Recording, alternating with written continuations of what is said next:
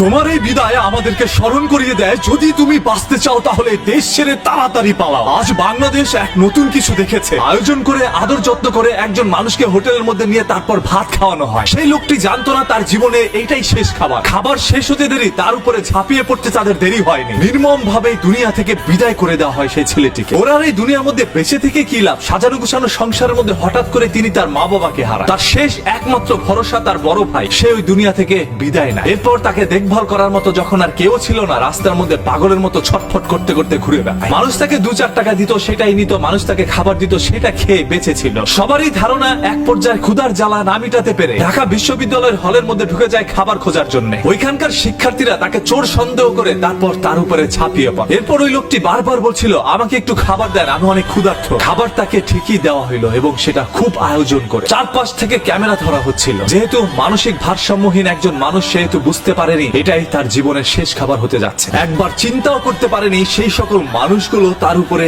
এইভাবে ঝাঁপিয়ে পড়তে পারে। বাংলাদেশের ইতিহাসে হয়তোবা এরকম কোন মহর্ষ ঘটনা আগে কখনো ঘটেনি। আজকের এই ঘটনাটি আমাদের সবাইকে চিন্তায় ফেলে দিয়েছে।